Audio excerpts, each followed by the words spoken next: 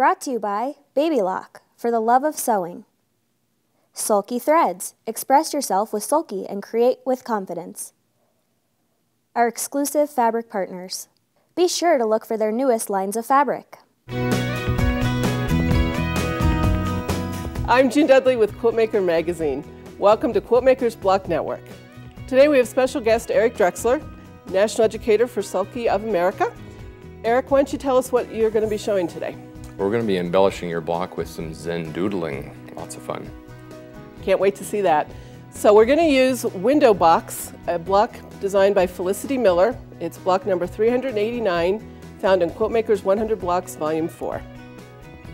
To make this block, you need 4 fabrics. You need one for the sides, a narrow strip for the sides, another print for the top and bottom, and a plain fabric for the center.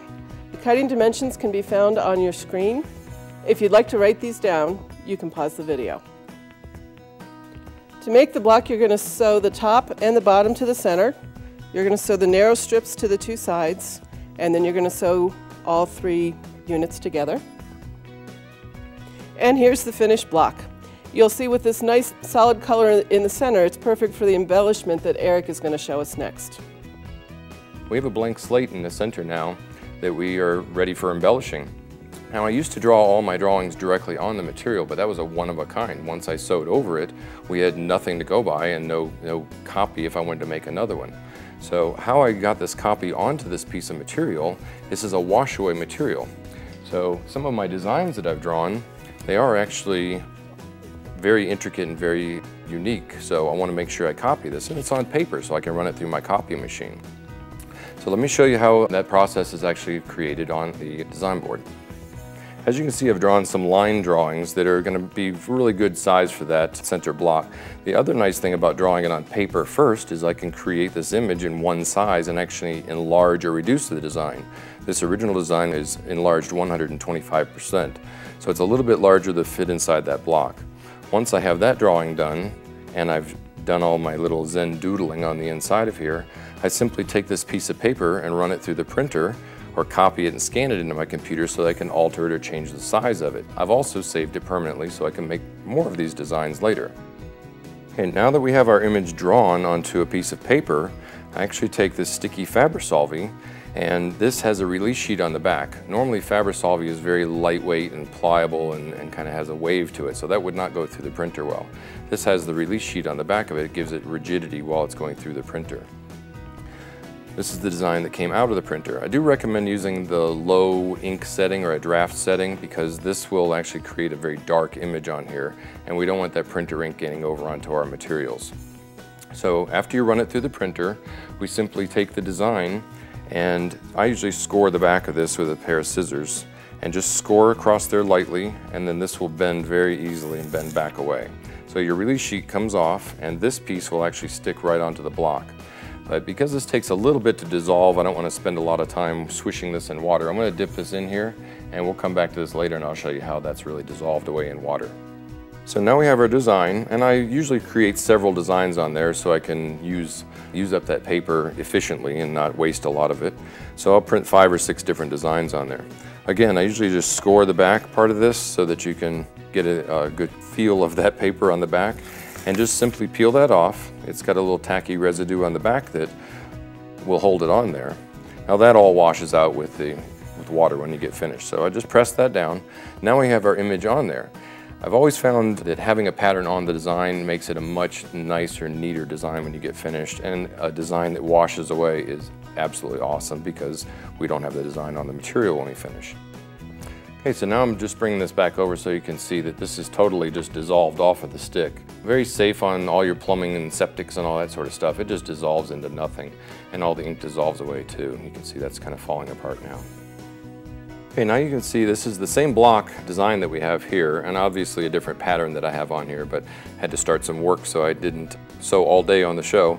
We will show you a little bit about that later. The thread that we have chosen is a 60 weight polyester thread. It's a very, very lightweight thread that when you're doing very detailed designs like this, a very heavy thread or a 30 weight thread would overpower the design. Even 40 weight's a little heavier. But a 60 weight in the top and the bottom gives you a very, very nice light design all the way around here, and you can do very tight, intricate designs like the little piano keys here, or the little outline in the hearts. So this is available in a lot of different colors, variegated colors too. I chose this one because it went with the background materials. But again, this stabilizer is just going to wash away. So when I get finished, I just trim up around the edge of that and rinse and wash the quilt, and all that washes completely away. Okay, before I started sewing, I'd like a little bit of stabilizer behind this. So what I did, I used the Soft and Sheer Extra. It's a lightweight permanent stabilizer, so it does stay inside the material. It doesn't change the hand or the feel of the material though, because it is very lightweight. So I take one thickness of this. This is a 1 yard piece, so I just cut off enough that I would need. And I covered just a little bit outside of the block all the way around, and it does have an iron-on backing to it, so I ironed that completely onto the back. And that's stabilized and kept everything nice and secure, and will also support all those heavy stitches once I have gone over those several times. We don't want any puckering going on around outside the design. So this is ironed onto the back. Let's go sew. Okay, so now we have our pattern stuck onto the material and we're ready to start sewing. We have to set the machine up for free motion sewing. First we put on our free motion hopping foot, and the nice opening in the front is great to be able to see where you're going to be working with. We also want to turn the feed dogs down or turn them off so that they're not coming up through the material and grabbing the material and pulling it through. We don't want it pulling to the back when we're trying to go side to side. So at this point I have my top thread here, and I want to draw up my bottom thread. So you either push your needle up, needle down button, or draw the needle down and needle up. That means your take-up lever coming all the way to the top.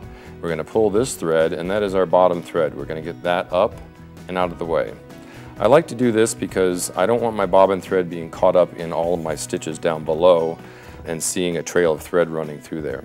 I do set the machine for needle down just in case I need to relax my arms or move my arthritic fingers a little bit and relax those. So I pull the thread off to the side and just hold on to that, and while I'm sewing, after about 10 or 12 stitches I can go cut that stitch off.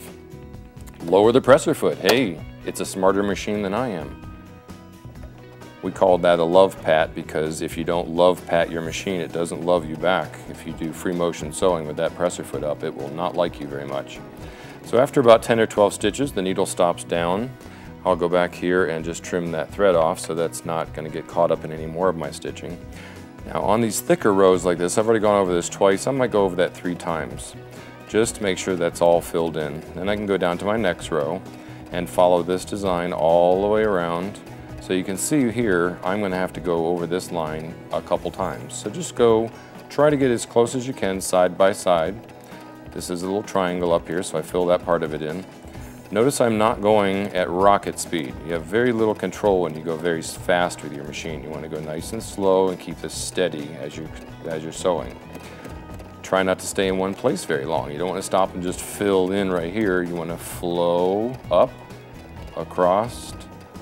You can always go back to that part and fill in a little bit more. Get in, get out. Don't stay in one spot for very long at all because it will pile up your threads and maybe break threads.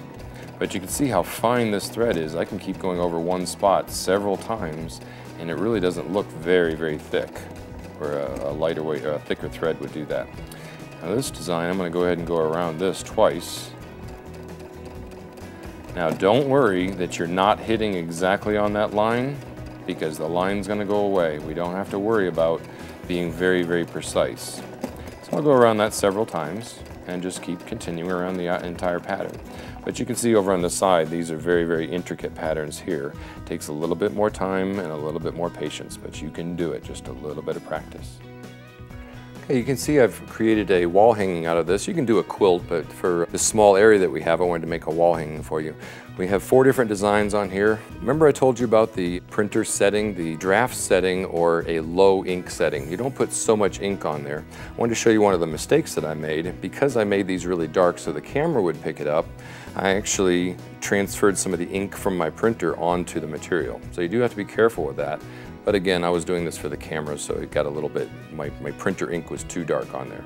But you can see it was the same ink on all these other designs, so that it doesn't show up on that material, but on the white it did show up a little bit.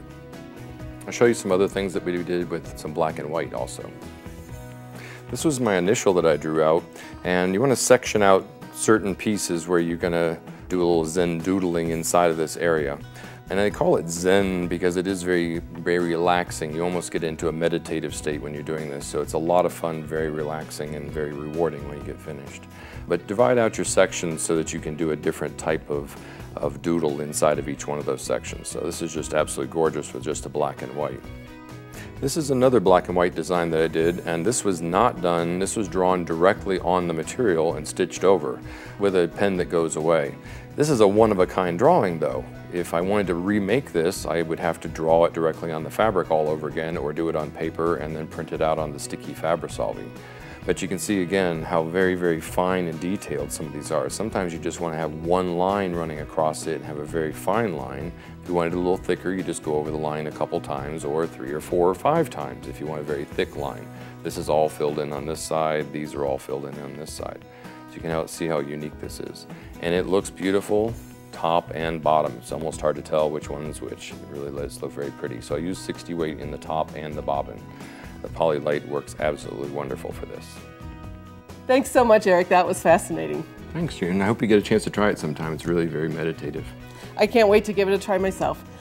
Thanks so much for joining us on Quiltmaker's Block Network. You can find Window Box and 99 other amazing blocks in Quiltmaker's 100 Blocks Volume 4. Hope to see you again soon on Quiltmaker's Block Network. Thanks so much, Eric. That was fascinating to watch you free motion zoodle. Zoodle. Zoodle doodle. Zoodle doodle. Got all in there. Zoodle doodle. We should just renamed it.